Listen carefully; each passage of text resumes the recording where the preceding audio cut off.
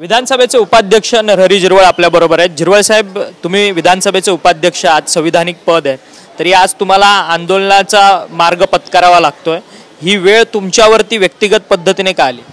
पद आणि आमदारकी ही समाज ठरवतो, तो आमदार होतो आणि त्याच ज्या समाजानं आम्हाला इथं पाठवलं सगळ्यांना 25 लोकांना, तर समाजाचं रक्षण ह्या दृष्टीनं पाठवलं आहे। मग समाजाला आता सध्याचं जे पेसा भरतीचं सुरू आहे का, अगदी ऑर्डर तयार असताना ह्या मुलांना कोर्टाच्या फतव्याच्या नावाखाली थांबावं लागलं आहे। आज ही मुलं 8 दिवसापासून इथं थांबून आहेत, खातात पितात उपवास आहेत। त्याचं एवढं सगळं समक्ष पाहिल्यानंतर आम्ही सगळ्यांनी ठरवलं का बाबा आता काय व्हायचं ते होऊ द्या।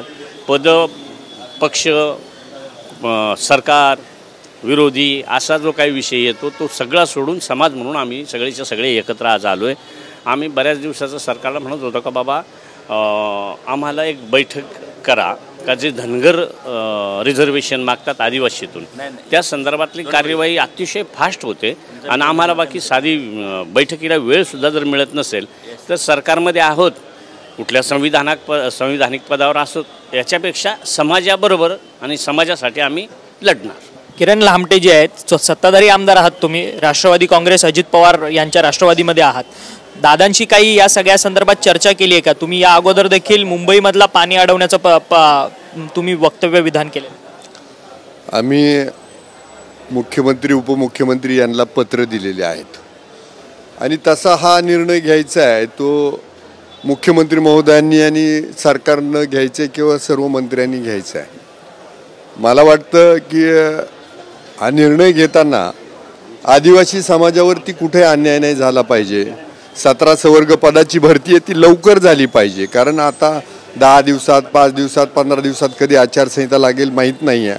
हे पोरं कितीतरी दिवस नाशकामध्ये एवढं मोठं आंदोलन केलं, आमरण उपोषण केलं, आज ती गरिबाची लेकरं आहेत, कुठंतरी वाड्या पाड्यावरती राहत आहे, कसे तरी कष्ट करून शिकलेत, कोणाचा वडील आई वीडभट्टीवर जाती, कोण दुसऱ्याच्या शेतात जाते, या अशा परिस्थितीतून ही पोरं उभी राहिली आहेत, शिकलेत, आज त्यांच्या नोकरीचा प्रश्न निर्माण झाला आहे आणि जर त्यांचा तो संविधानिक अधिकार आहे की 17 संवर्ग पेसाची भरती झाली पाहिजे, त्याच्यापासून सरकार बाजूला जात असेल तर आम्ही कुठल्याही परिस्थितीत हटणार नाही।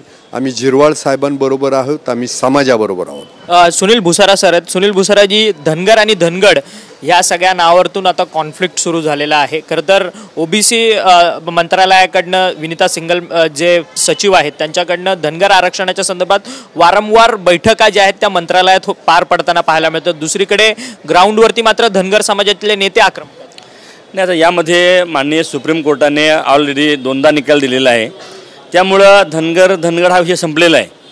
सुप्रीम कोर्टाचा आदेश जर राज्य सरकार मानत नसेल तर त्या सुप्रीम कोर्टाच्या निर्णयाला काय महत्त्व आहे हे आपल्याला त्या ठिकाणी सांगता येईल। दुसरी गोष्ट, या सगळ्या प्रकारामध्ये राज्य सरकार विनाकारण संभ्रम निर्माण करतं आहे। टाटा इन्स्टिट्यूट ऑफ सोशल सायन्सने अहवाल दिला आहे, तो जर अहवाल जाहीर केला त्यामुळे धनगर का धनगर उत्तर मिळणार आहे, तो अहवाल अजून जाहीर केला नाही। त्यामुळं ह्या सगळ्यांच्या पुढे जाऊन माननीय सुप्रीम कोर्टाने निकाल दिल्यामुळं मला वाटतं या सुप्रीम कोर्टाच्या निर्णयाचा कोणी अवमान करू नये आणि धनगर आरक्षण त्याच्यात त्यांना वेगळं द्यावं, आम्ही कुठे नाही म्हणतोय। परंतु धनगर नेते रस्त्यावरती उतरताना आंदोलन करताना गोपीचंद पडळकर असं म्हणतात की आम्ही गुरंढोरं राखणारी आमची संपूर्ण जमात आहे, जर आम्ही मेंढरं पाळणं सोडलं तर राज्याला कुत्र्याचं मटण खायला लागेल, असं काही दिवसांपूर्वी त्यांनी वक्तव्य केलं। नाही, राज्याला कुत्र्याचं मटण खावं लागेल हे त्यांचं जे वक्तव्य आहे ते अतिशय निंदनीय आहे आणि ते मेंढपाळक आहेत, त्यांचा प्रांत वेगळा आहे, त्यांची चालीरीती रूढी परंपरा वेगळ्या आहेत, आदिवासींच्या चालीरीती रूढी परंपरा वेगळ्या आहेत, आमचा प्रांत वेगळा आहे, आम्ही डोंगर दऱ्यात राहतो, ते सपाट भागात राहतात, अशा अनेक गोष्टी आहेत। त्यामध्ये जाण्यापेक्षा सुप्रीम कोर्टाने दिलेला निर्णय त्यांनी मान्य करावा, सुप्रीम कोर्टाचा त्यांनी मान राखावा, एवढीच विनंती माझी धनगर। आमशा पाडवीजी, तुम्ही ज्यावेळेस तुमची बैठक झाली आदिवासी लोकप्रतिनिधींची त्यावेळेस तुम्ही खूप आक्रमक होता। मी विधान परिषदेचा आमदार आहे, मला आता आक्रमक स्वरूप घ्यावं लागेल, तुम्ही तुमच्या केसेस संदर्भात पण सांगितला, आता तशी आक्रमकता या संपूर्ण रस्त्यावरच्या आंदोलनात पाहायला मिळेल? आम्ही आमचा पूर्ण आदिवासी समाज आहे आणि शेवटी काय आहे, ज्याची त्याची जात असते। जसं तो गोपीचंद पडळकर सांगतो का आम्ही मेंढे चारतो, तर तू मेंढे चार ना बाबा, आमच्याशी कशाला येतो? जेव्हा सुप्रीम कोर्टाने आदेश केला आहे का हे धनगर आदिवासी नाही, मग आम्ही कसं घुसू देणार? शेवटी आमचा समाज आहे ना, समाज आहे तर आम्ही आहे, समाजापुढे आम्ही नाही ना, म्हणून आम्ही कोणाला आमच्या समाजावर अतिक्रम कशाला करू देणार?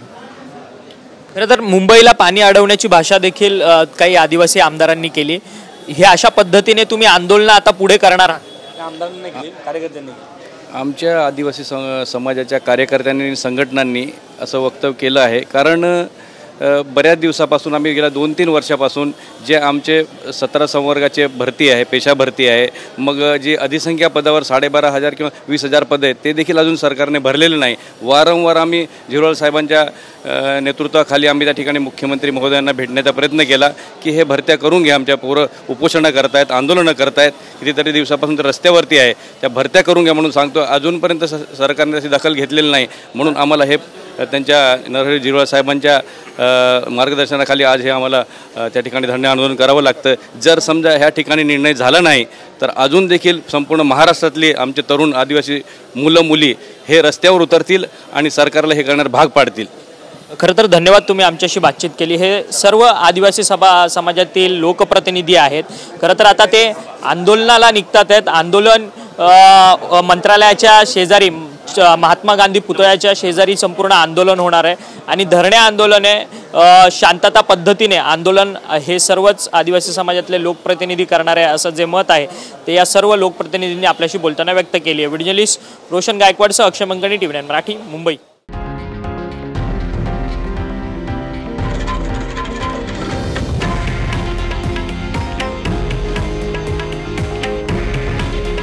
हे आहे देशातील नंबर 1 न्यूज नेटवर्क आणि आपण पाहत आहात TV9 मराठी.